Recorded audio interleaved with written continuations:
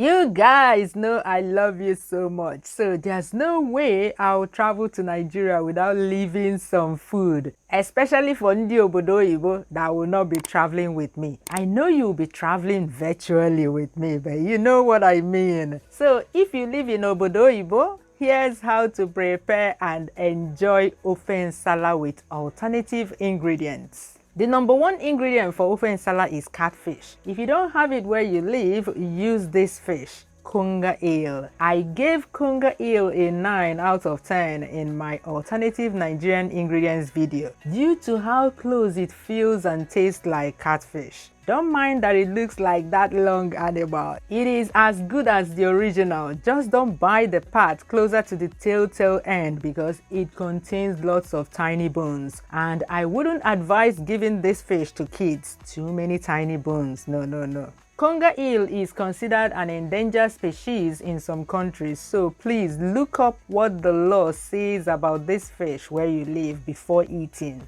Then, in place of yam, you can use Irish potatoes. It's the best alternative for yam when preparing Ofe Nsala in Obodo Oyibo. And as we all know, Irish potatoes brekete in Obodo Oyibo. In place of otazi, use spinach. If you can buy baby spinach, it's the best. Crayfish, if you don't have crayfish, you can make your own.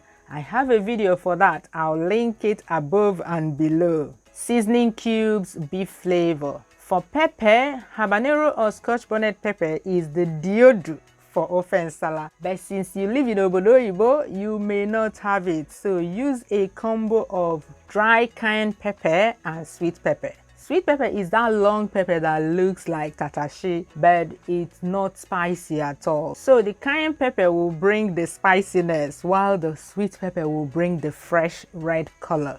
Now, let's talk about Ogiri Okpei, fermented locust beans seasoning, which is very important when preparing Ofe Nsala. If you live in London or Houston, my dear, you live in Niger extension, so you may find Ogiri Okpei there, but for everywhere else, Ogiri Okpei is far from you. I know. In that case, use very fermented iru. That's locust bean seeds. In fact, I think I'll better describe the one I mean by decaying iru. Yeah.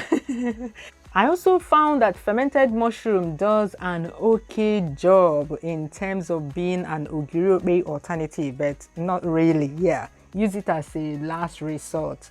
Now, no more excuses like, Flo, I don't have this, I don't have that. Let's prepare the Ofe Nsala. You know how in the shops in Obodo Oyibo, Irish potatoes are labeled according to what they are best for. You see some labeled best for fries and some are labeled best for boiled potatoes, mashed potatoes, yeah, something like that. The one labeled as best for boiled potatoes is the best to use as thickener in Ofe Nsala. When done, rinse and cut into pieces like so.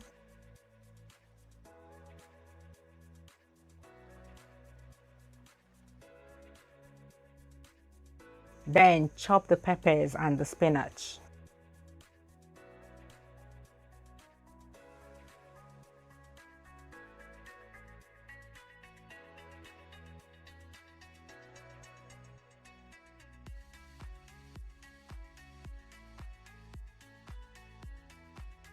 Most ingredients ready. Put the cleaned pieces of fish in the pot. Add the potatoes, the seasoning cubes,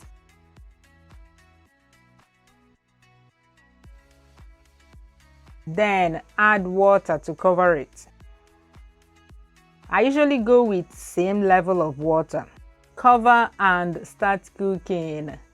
Rinse the crayfish and put into a mortar.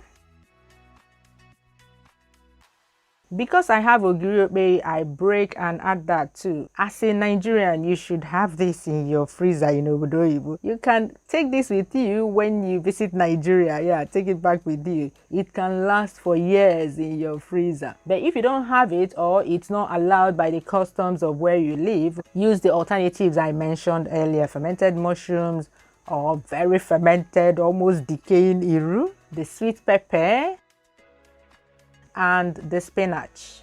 Pound, pound, pound. and add the dry cayenne pepper. You don't want to pound these till very smooth. You want the spinach and the pepper to be awake in the soup. Moranya kaz, else the soup will just look like muddy water, not good. If you don't have a mortar, you can use a blitzer to give the ingredients a rough chop. I don't think these ingredients are enough to be blended in a blender, but yeah, use the tools available to you to get them to look like this. You can see how the spinach dyed everything green with its strong color. By now, the pot should be boiling. You can see signs that it was boiling over earlier, so keep an eye on it. Check that the potatoes are soft, when you can easily drive a knife into them, then scoop into the mortar. Add the ingredients we pounded earlier into the pot and continue cooking. Pound the potatoes till a smooth dough is formed, no seeds.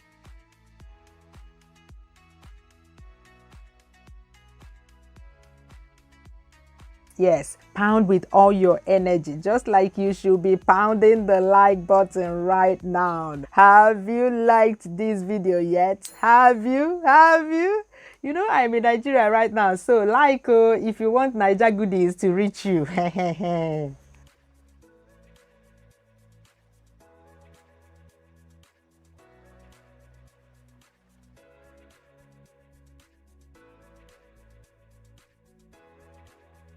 This is how you know that it's perfect. Yes, this is actually potato fufu. Add that to the pot in small lumps.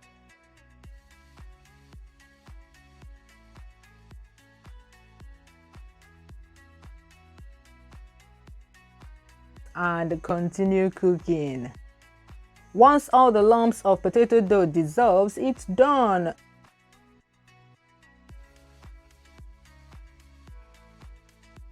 Add salt if necessary, and look at that.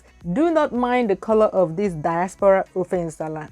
It's because of the spinach, but this tastes exactly like authentic, classic Ofe Nsala. It's one recipe that I prepare with completely alternative ingredients that taste so close to the real deal. Try it and bring your testimony to this channel. Remember to pay your tithe by clicking the like button. Bye bye. See you soon.